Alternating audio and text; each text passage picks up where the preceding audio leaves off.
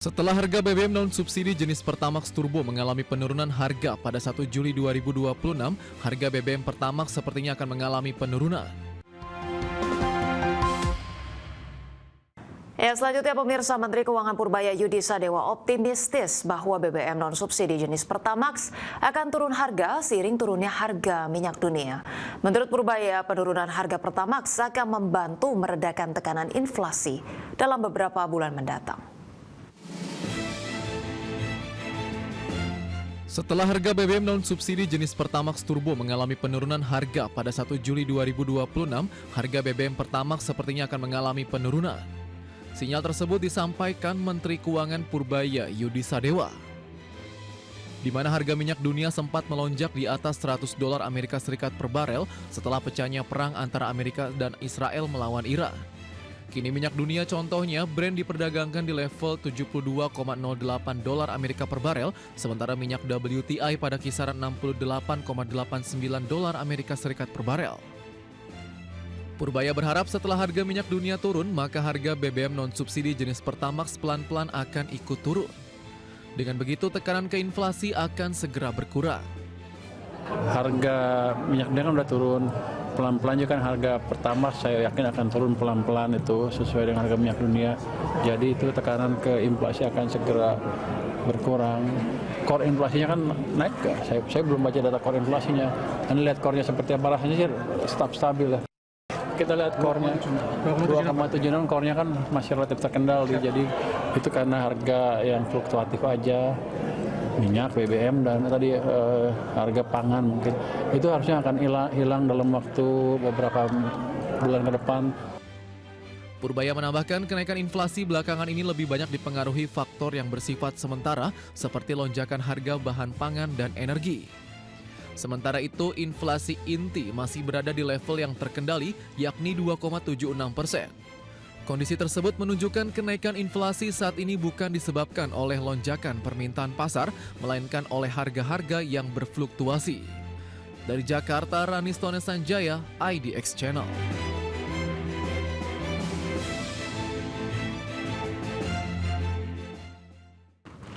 Pemirsa, pemerintah Venezuela menetapkan 7 hari masa berkabung nasional atas musibah gempa bumi yang terjadi pada 24 Juni lalu.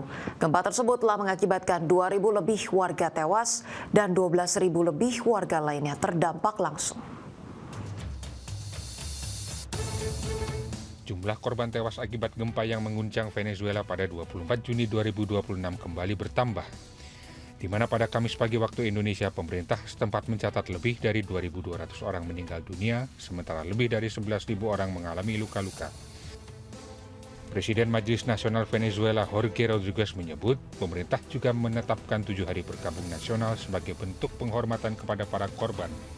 Selain korban jiwa dan luka-luka, terdapat 12.000 lebih warga yang terdampak langsung akibat bencana tersebut. Hingga kini tim penyelamat masih melakukan pencarian dan evakuasi di sejumlah daerah yang mengalami kerusakan paling parah. Adapun bertambahnya jumlah korban juga menunjukkan masih adanya warga yang ditemukan maupun proses verifikasi data dari wilayah-wilayah terdampak. Jorge Rodriguez menambahkan, pemerintah telah membuka puluhan lokasi pengungsian untuk menampung warga terdampak, di mana sebanyak 14 titik pengungsian disiapkan di La Guaira, sementara 55 lokasi lainnya beroperasi di Caracas, Miranda, dan sejumlah wilayah terdampak. Berbagai sumber, IDX Channel.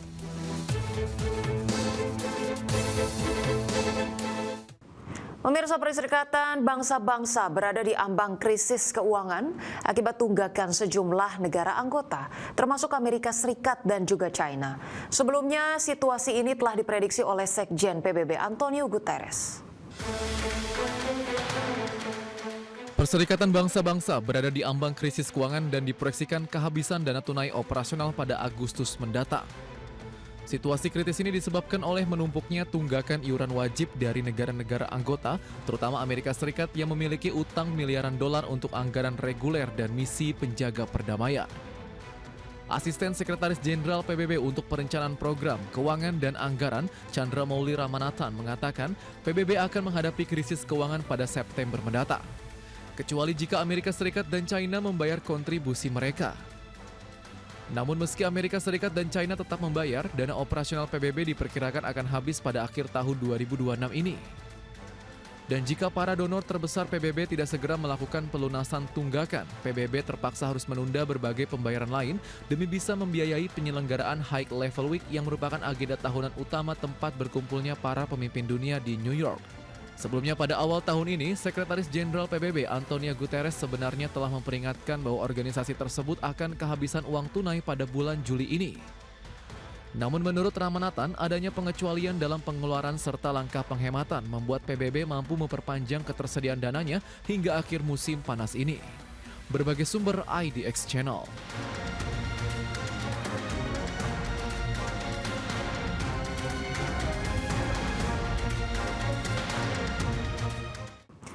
Pemirsa, Badan Anggaran DPR RI menyepakati kenaikan target rasio pendapatan negara dalam pembahasan pendahuluan Rancangan Anggaran Pendapatan dan Belanja Negara 2027.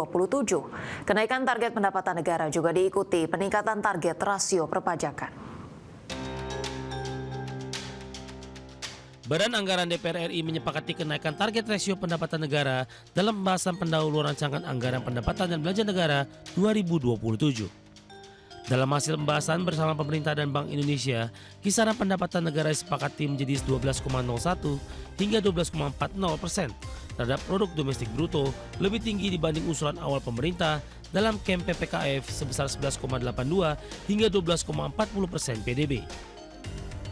Kenaikan target pendapatan negara juga diikuti peningkatan target rasio perpajakan.